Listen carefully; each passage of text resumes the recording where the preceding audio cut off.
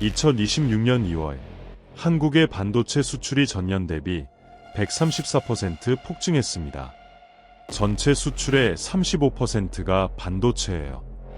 한국은행이 올해 경제 성장률 전망을 올린 이유, 반도체 하나 때문입니다. SK하이닉스 주가는 사상 처음 100만 원을 돌파했고, 삼성전자는 세계 최초로 HBM사를 양산에 성공해서 출하했습니다. 근데요, 이 뉴스들을 제대로 이해하려면 반도체 산업의 구조부터 알아야 합니다.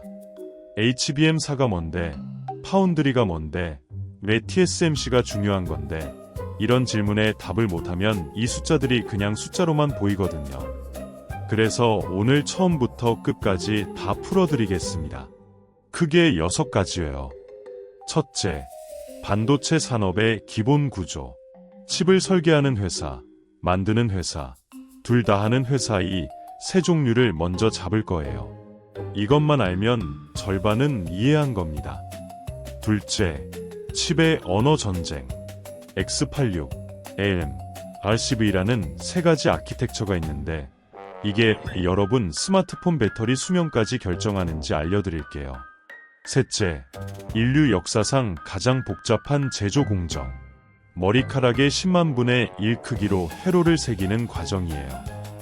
여기서 TSMC와 삼성이 왜 그렇게 중요한지가 나옵니다. 넷째, 이 모든 걸 가능하게 하는 장비. 특히 네덜란드 회사 하나가 전 세계 반도체의 목줄을 쥐고 있다는 이야기. 다섯째, 실제 칩 시장.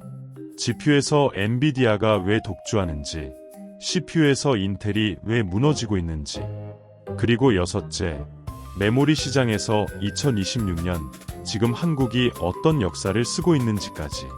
이 영상 끝까지 보시면 매일 보는 반도체 뉴스가 완전히 다르게 읽히실 겁니다. 자, 첫 번째부터 시작할게요. 반도체 산업의 기본 구조. 이 판에 어떤 선수들이 뛰고 있는지부터 봅시다. 쉽게 말하면 이 산업은 세 종류의 회사로 나뉩니다. 하나, 칩을 설계만 하고 직접 만들지는 않는 회사. 이걸 팹리스라고 불러요. 공장 없이 설계만 한다는 뜻이에요. 엔비디아, 퀄컴, AMD가 여기 해당합니다. 엔비디아가 AI 칩의 왕이라고 하잖아요. 근데 엔비디아는 공장이 없어요. 설계만 합니다. 둘, 그러면 누가 만들어주냐? 남의 설계를 받아서 대신 찍어주는 전문 공장이 있어요. 이걸 파운드리라고 합니다. 대만의 TSMC가 대표적이죠. 엔비디아 칩도, 애플 칩도, 퀄컴 칩도 전부 TSMC가 만들어줍니다. 셋, 설계도 하고 제조도 하는 회사. 이걸 IDM이라고 해요. 삼성전자랑 인텔이 여기 속합니다. 직접 설계하고 자기 공장에서 직접 만드는 거죠. 근데 삼성은 여기서 한 발 더 나갑니다.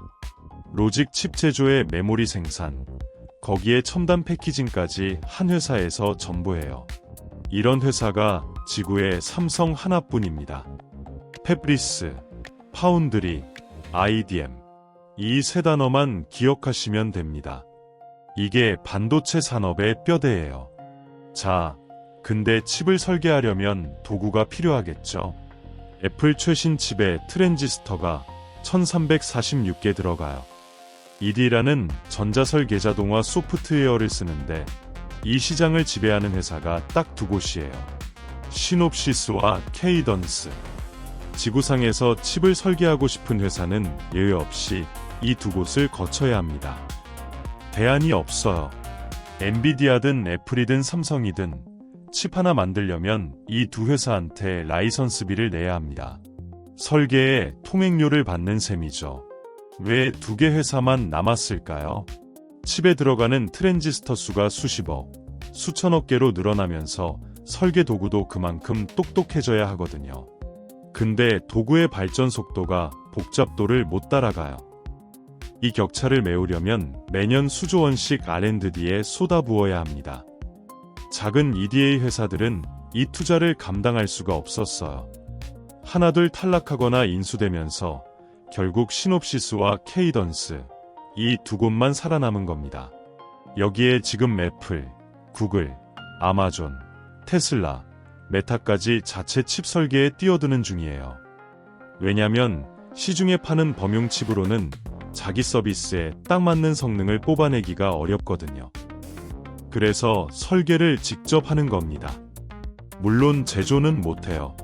설계만 직접 하고 만드는 건 결국 TSMC나 삼성에 맡겨야 하죠. 이 회사들이 전부 시놉시스 케이던스를 거쳐야 하고 TSMC, 삼성에 줄을 서야 합니다. 설계하는 회사는 늘어나는데 도구는 두 곳, 공장도 소수. 이 극단적인 집중 구조가 바로 지금 반도체 산업의 현실입니다.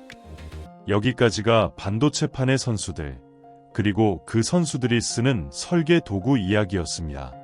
다음은 그 선수들이 쓰는 언어예요. 두 번째, 아키텍처 전쟁이에요. 지금부터 할 이야기는 여러분 눈에 절대 안 보이는 전쟁입니다. 뉴스에도 잘 안 나와요. 기자들도 잘 모르거든요. 그런데 이 전쟁의 결과가 여러분이 쓰는 모든 전자기기의 성능, 가격, 배터리 수명을 결정합니다. 칩이 작동하려면 하드웨어와 소프트웨어 사이에 통역사가 필요해요. 하드웨어가 이해할 수 있는 명령어 체계를 정해줘야 하거든요. 이걸 ISA, 명령어셋 아키텍처라고 합니다. 그리고 선택지가 3개뿐이에요. 인텔이 만든 X86, 강력하지만 전력을 많이 먹어요. PC와 서버 세계의 왕이었죠. 근데 이걸 쓸 수 있는 회사가 지구에 인텔과 AMD 딱 둘뿐이에요. 완전한 독점 구조입니다. 두 번째로 ARM. 효율적이고 발열이 적어요. 그래서 배터리로 돌아가는 스마트폰 시장을 100% 지배하고 있습니다. ARM이라는 회사가 이 아키텍처의 IP를 소유하고 있고 다른 회사들한테 라이선스비를 받고 쓰게 해줘요. 애플, 퀄컴, 삼성 전부 ARM한테 돈을 내고 칩을 설계하는 겁니다. 세 번째, RSB 오픈소스예요. 누구나 무료로 쓸 수 있습니다. 대신 ARM처럼 최적화된 설계를 제공해주는 게 아니라 밑바닥부터 직접 다 만들어야 해요. 수십 년간 PC 세계는 X86, 모바일 세계는 ARM으로 깔끔하게 나뉘어 있었어요. 그런데 2020년, 경계가 무너지기 시작합니다. 애플이 맥북에서 인텔 X86 칩을 빼고 ARM 기반 M1을 넣은 거예요. 결과는 충격적이었습니다. 같은 배터리 용량인데 사용시간이 10시간에서 20시간으로 2배가 된 거예요. ARM의 전력 효율이 그대로 증명된 거죠. 발열도 줄어서 팬이 필요 없어졌어요. PC 시장에서 X86이 아니면 안 된다는 공식이 깨진 순간이었죠. 그 이후로 ARM이 X86의 영역을 계속 잠식하고 있어요. 아마존 자체 서버칩 그래비톤도 세계 최강 슈퍼컴퓨터 후각구도 ARM입니다. RSCV는요, 지금은 작지만 중국이 대규모로 투자하고 있어요. 미국 제재를 피할 수 있는 유일한 아키텍처니까요. 장기적으로 무시 못할 변수입니다. 이게 왜 중요할까요? 아키텍처가 바뀌면 그 위에 올라가는 소프트웨어 생태계가 통째로 바뀌어야 하거든요. 수조 원의 돈이 움직이는 문제예요. 보이지 않지만 가장 거대한 전쟁입니다. 두 번째 아키텍처 전쟁까지 봤습니다. 이제 세 번째, 진짜 심장부로 들어갑니다.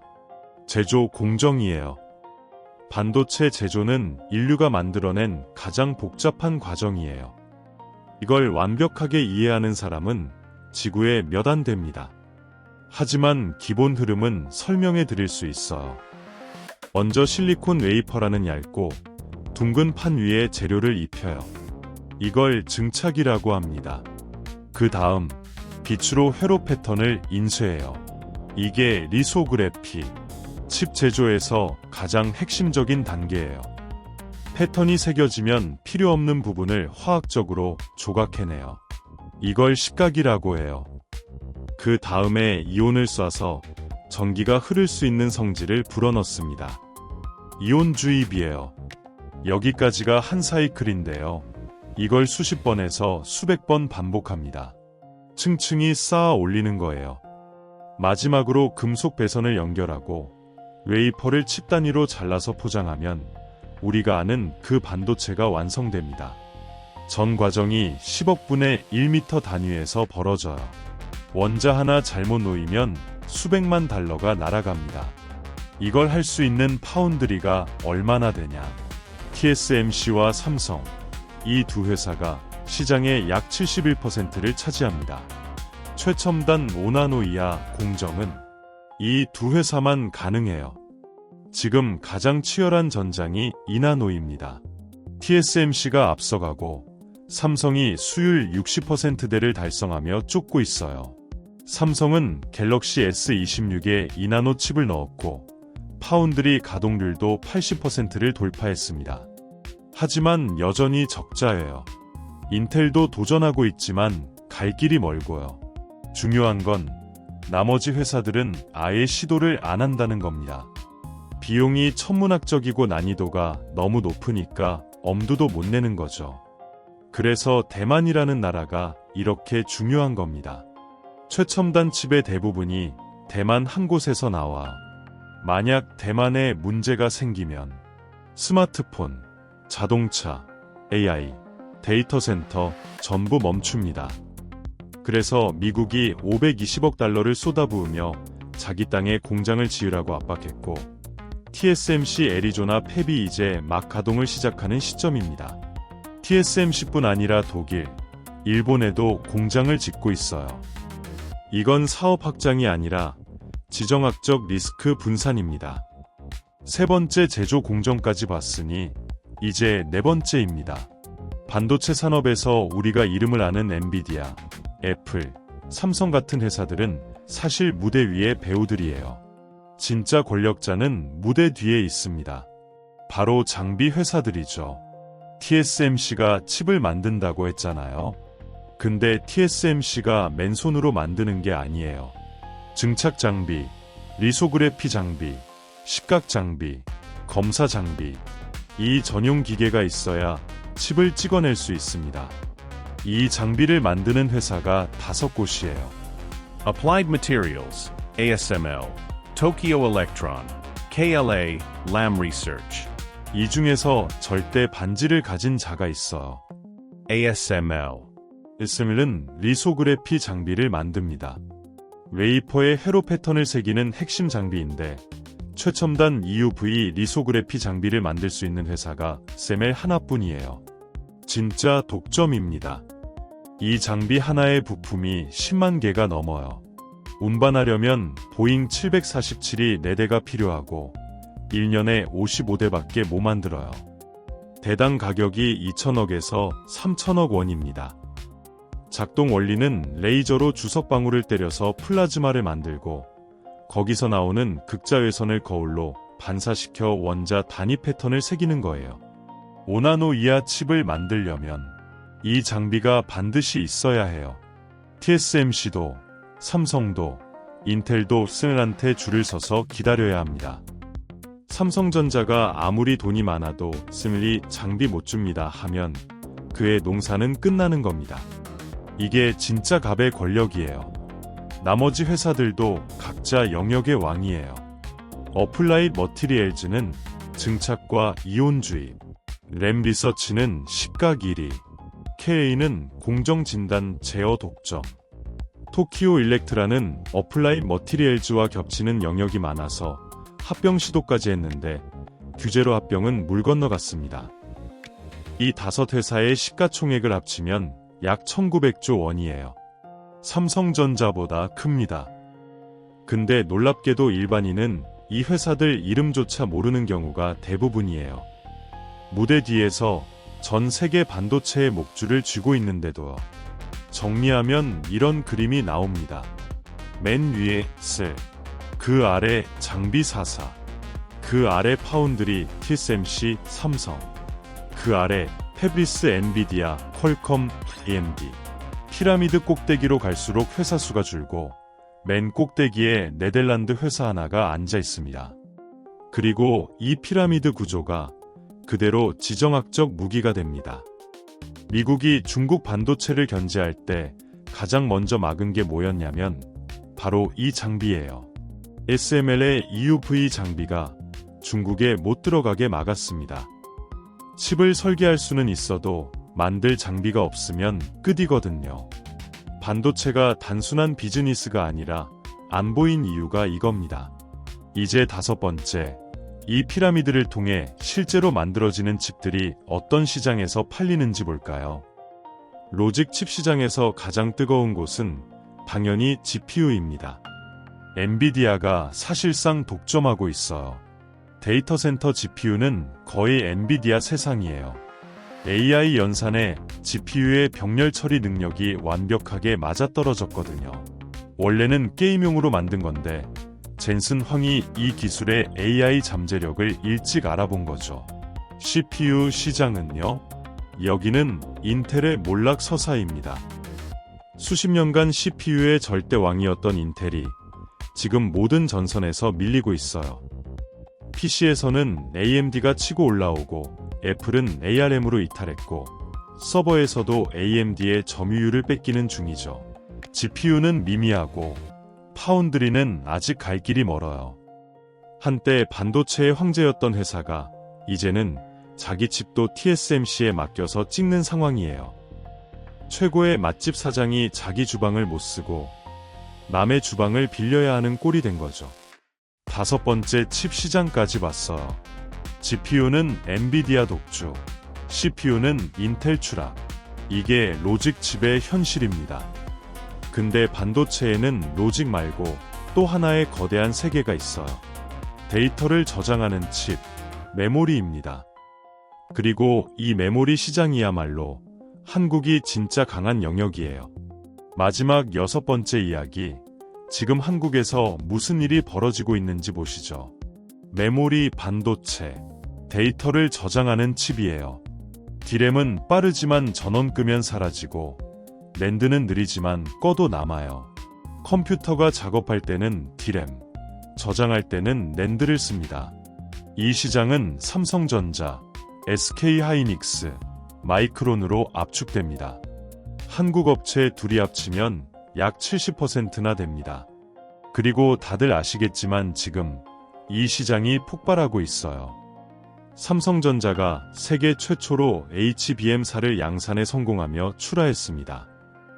HBM은 디램을 층층이 쌓아서 AI GPU에 초고속으로 데이터를 먹여주는 칩이에요. 엔비디아 AI 칩이 작동하려면 반드시 필요한 부품이죠. 삼성이 4세대를 세계 최초로 만든 거예요. 전송 속도 11.7Gbps로 엔비디아 기준을 초과했습니다. 근데 HBM사가 진짜 어려운 이유는 속도가 아니에요. 이 칩의 밑바닥, 베이스 다이의 파운드리, 로직 공정이 직접 들어갑니다. 메모리 기술과 파운드리, 기술을 동시에 가진 회사만 만들 수 있다는 뜻이에요. 아까 첫 번째 파트에서 말씀드렸죠. 이런 회사가 지구에 삼성 하나뿐이라고. 바로 여기서 그 구조가 힘을 발휘한 겁니다. 엔비디아 차세대 AI 칩 루빈에 들어가는 HBM사. 원래 공급 비중은 SK하이닉스 60%, 삼성 30%, 마이크론 10%로 알려졌는데요. 최근 마이크론이 수율과 발열 문제로 초기 공급 자격을 통과하지 못했다는 보도가 나왔습니다. 사실상 SK하이닉스와 삼성, 한국 기업 두 곳이 세계 최고 성능 AI 칩의 핵심 부품을 독점 공급하게 된 겁니다. 2월 22일에는 삼성이 1년 만에 디램 세계 1위를 탈환했어요. 점유율 36.6%로 SK하이닉스 32.9%를 넘어섰죠. 2026년 2월 한국 반도체에 기록적인 숫자들이 쏟아집니다. 삼성전자 시가총액이 국내 기업 역사상 처음으로 1000조 원을 돌파합니다. 천조전자라는 별명이 붙었어요. 2월 24일에는 SK하이닉스 주가가 사상 최초로 100만 원을 넘깁니다. 100만 닉스가 된 겁니다. 시가총액 710조 원을 찍었고요. 이 두 회사의 시가총액을 합치면 1700조 원이 넘어요. 한국 증시 전체의 약 3분의 1을 반도체 기업 두 곳이 차지하고 있는 겁니다. 근데 소름 돋는 건 이 파티가 절정일 때가 역사적으로 가장 위험한 신호였다는 겁니다. 이건 잠시 후에 다시 돌아올게요. 이게 개별 기업 이야기만이 아닙니다. 나라 전체가 움직이고 있어요. 2월 1일부터 20일까지 한국 반도체 수출이 전년 대비 134% 급증했습니다. 금액으로 151억 달러. 한국이 같은 기간 수출한 모든 물건 중에서 반도체가 차지하는 비중이 35%예요. 왜 이런 일이 벌어졌냐면 디램 가격이 전년 대비 154%, 낸드 가격이 89% 올랐기 때문이에요. 메모리 반도체를 만들 수 있는 회사가 세계에 3곳뿐인데 그중 2곳이 한국에 있으니까요. 한국은행이 올해 경제 성장률 전망을 올린 이유도 결국 반도체 하나입니다. 삼성전자의 2026년 영업이익 전망은 82조 원, 역대 최대 기록이에요. 용인에는 622조 원 규모의 세계 최대 반도체 메가 클러스터가 올라가고 있어요. 삼성전자 360조, SK하이닉스 122조를 포함한 민간 투자입니다. SK하이닉스는 바로 며칠 전에도 21.6조 원 추가 투자를 발표했고 장기적으로 투자 규모를 더 확대할 가능성도 거론되고 있어요. 이 숫자들을 보면 한 가지가 선명해져요. 한국이라는 나라의 경제가 반도체 두 회사 위에 서 있다는 거죠. 아까 말씀드렸죠. 이 파티가 절정일 때가 가장 위험하다고. 이제 그 이야기를 할게요. 메모리 반도체는 역사적으로 극심한 사이클을 반복해왔습니다. 올라가면 반드시 내려왔어요. 멀리 갈 것도 없이 2022년 메모리 가격이 폭락하면서 삼성전자 반도체 부문이 창사 이래 처음으로 적자를 기록했습니다. 불과 4년 전 일이에요. 지금 이 슈퍼사이클도 영원하지 않습니다. 호황일 때 모두가 공장을 짓고 그 공장이 다 돌아가기 시작하면 공급이 넘치고 공급이 넘치면 가격이 무너져요. 이건 한두 번 일어난 게 아니라 이 산업의 숙명입니다. 파운드리에서 삼성은 2나노 수율을 끌어올리고 있지만 아직 적자이고 TSMC와의 격차는 여전합니다. 중국도 추격하고 있고요. 여기서 큰 그림을 한번 보겠습니다. 2026년 전체 반도체 시장은 약 9,750억 달러, 사상 처음으로 1조 달러에 근접합니다. 이 중 메모리가 차지하는 비중이 40%에서 많게는 50%를 넘을 것으로 전망돼요. 과거에는 25에서 30%였던 비중이 AI 시대를 맞아 역대 최고 수준으로 올라온 겁니다. 그리고 이 메모리 시장의 70% 이상을 삼성과 SK하이닉스, 한국 기업 두 곳이 만들고 있어요. 단순히 계산하면 전 세계 반도체 시장의 약 30%를 한국 기업 두 곳이 책임지고 있다는 뜻입니다. 이건 대단한 일이에요. 하지만 반도체 산업의 전체 지도에서 보면 EDA는 미국, 장비는 네덜란드, 미국, 일본, 파운드리 선두는 대만입니다. 한국이 압도적으로 강한 영역은 메모리 하나예요. 그 메모리가 지금 역사적으로 커진 거지. 한국이 반도체 산업 전체를 지배하는 건 아닙니다. 오늘 이야기한 걸 한번 쭉 돌아보면요. 칩을 설계하려면 시놉시스 아니면 케이던스 두 회사의 도구를 써야 합니다. 설계의 기본 언어인 아키텍처는 M, X86, RCB 세 가지뿐이에요. 그 설계를 실제 칩으로 만들 수 있는 최첨단 파운드리는 TSMC와 삼성 두 곳. 그 파운드리가 돌아가려면 쓸래 EUV 장비가 필요한데 이건 세상에 이 회사 하나밖에 못 만들어요. GPU 시장은 엔비디아가 사실상 혼자 지배하고 있고 CPU 시장에서는 한때 절대 강자였던 인텔이 무너지면서 AMD와 ARM이 치고 올라오고 있습니다. 그리고 메모리, 삼성과 SK하이닉스, 마이크론 이 세 회사가 전 세계 메모리의 95% 이상을 만들어요. 보이시죠? 반도체 산업의 모든 영역에서 한두 개, 많아야 서너 개 회사가 전부를 쥐고 있습니다. 이건 우연이 아닙니다. 이 산업이 요구하는 기술의 복잡도가 극한으로 치닫으면서 들어갈 수 있는 회사 자체가 줄어든 거예요.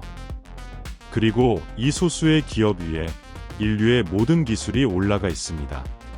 AI, 스마트폰, 자율주행, 데이터 센터, 전기차, 전부 칩 위에서 돌아가요. 이 영상 시작할 때 말씀드렸죠.